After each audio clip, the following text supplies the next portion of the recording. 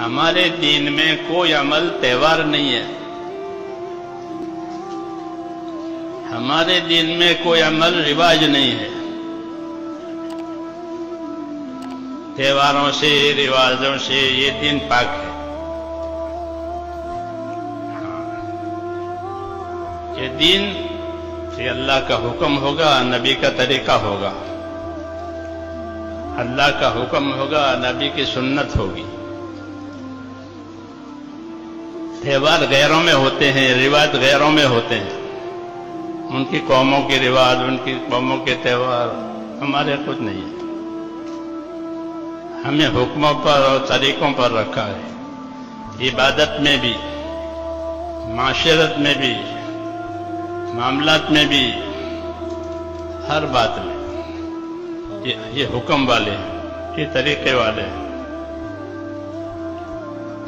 نکاح تو نکاح یہ کوئی رواج نہیں ہے. نکاح جو ہے سنت ہے. وہ سنت بھی ملت کی سنت ہے، سنت ملت. کیونکہ تمام نبیوں کی شریعت میں یہ نکاح کا عمل رہا ہے. حدیثوں میں ہے اربع من سنن المرسلین وعد منها النکاح. کہ چند چیزیں نبیوں کے طریقوں میں رہی، ان میں سے ایک نکاح بھی ہے. آدم علیہ السلام کے زمانے سے چلی ہے یہ سنت. جی ہاں، اس لیے سنت ہے اور بڑی سنت. جی ہاں، اس سنت میں خوبی آئے گی سادگی سے. سادگی سے، کیونکہ یہ زندگی کی عام ضرورت ہے. ہر آدمی کی اور ہر عورت کی ضرورت ہے. جو چیز جتنی زیادہ ضروری ہوتی ہے اللہ اس کو اتنی زیادہ آسان بناتے ہیں تاکہ ان کی ضرورتیں پوری ہو جائیں. اس لیے نکاح کو آسان بنایا، نکاح کو مہنگا نہیں بنایا. نکاح میں کوئی خرچہ نہیں ہے سوائے مہر دینے کے. مہر دینا فرض ہے، ولیمہ سنت ہے، اپنی طاقت کے مطابق کرو.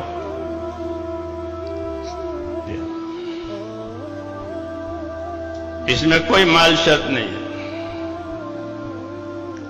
اور نکاح میں برکت اور خوبی کب آئے گی؟ کہ جب اس کے اندر سادگی ہوگی. آدم النکاح برکتن ایسرہ معونتن. آدم النکاح برکتن ایسرہ معونتن. کہ وہ نکاح برکت کے اعتبار سے بڑا ہے جس کے اندر ذمہ داریاں تھوڑی، کوئی ذمہ داری. ایک بات تو یہ فرمائی. دوسری بات یہ فرمائی کہ نکاح میں دینداری دیکھ کر نکاح کیا کرو. دوسری قومیں مالداری دیکھتی ہے، خوبصورتی دیکھتی ہے. ہاں، یہ دونوں نہیں ہیں. ہو جائے تو ٹھیک ہے، نہیں تو فرمایا دینداری کو ضروری سمجھو. علیک بذات الدین. دینداری کو ضروری سمجھو. کہ دینداری کے بنیاد پر نکاح کر لو.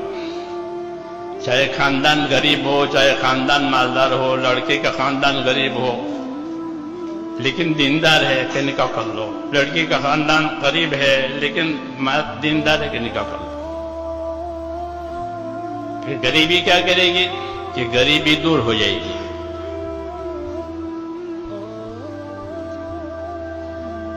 غریبی دور ہو جائے گی نکاح کی وجہ سے. حضرت عمر فرمایا کرتے تھے کہ نکاح کراؤ اور اپنی نکاحوں کے ذریعے سے غریبی کو اللہ سے دور کراؤ. یہ فرماتے تھے حضرت عمر رضی اللہ عنہ کہ نکاح کراؤ. ہاں، مردوں کا، عورتوں کا. اگر غریب ہیں تو کہ غریبی ان کی نکاح کی وجہ سے دور ہو جائے گی.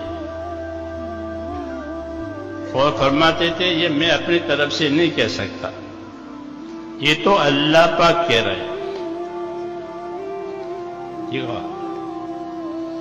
یہ تو اللہ پاک کہہ رہے ہیں.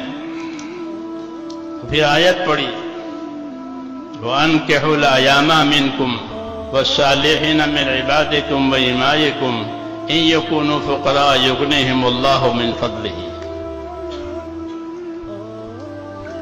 کہ تمہارے مردوں کا، تمہاری عورتوں کا، تمہارے لڑکوں کا، تمہاری لڑکیوں کا نکاح کرا دو۔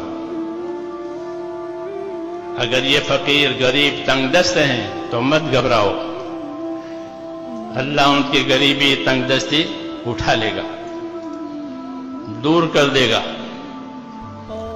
نکاحوں سے غریبی دور ہو جائے گی۔ یہ برکت کی چیز ہے، سنت ہے۔ جب یہ اپنی صحیح بنیادوں پر ہوگا یہ عمل، تو اللہ تعالیٰ اس کے اثرات جائے گا۔ اس لیے نکاح کو مسجد میں ہونا مستحب رکھا کہ نکاح مسجد میں کر لو، عبادت ہے، رواج نہیں ہے، تہوار نہیں ہے، ایک عبادت ہے کہ مسجد میں کرو، مسلمانوں کے مجمع میں کرو، تاکہ تمہیں ان کی دعائیں ملیں۔ یہ خیر اسے اس وقت مسجد میں کرتے، اس کو آسان بنا دیا۔ سفر میں بھی ہو سکتا ہے، حضر میں بھی ہو سکتا ہے، حج میں بھی نکاح ہو سکتا ہے۔ جی ہاں، اس کی کوئی جگہ نہیں ہے، نماز کی طرح سے نماز ہر جگہ ہو جاتی، یہ ہر جگہ ہو جائے، کیونکہ ایک سنت ہے، ایک عمل ہے دین کا۔ اس لیے یہ دعوت ہے کہ اس کو سادہ بناؤ، اس میں زیادہ مال مت لگاؤ، اور مالداری کو اس کے بنیاد مت بناؤ، یہ حکم ہے۔ مال زیادہ ہے تو دوسرے جو بھی نکاح ہے ان کا تعاون کرو اپنے مال سے، تاکہ اس کی ضرورت پوری ہو جائے، تو اللہ ان کی بھی مدد کرے گا۔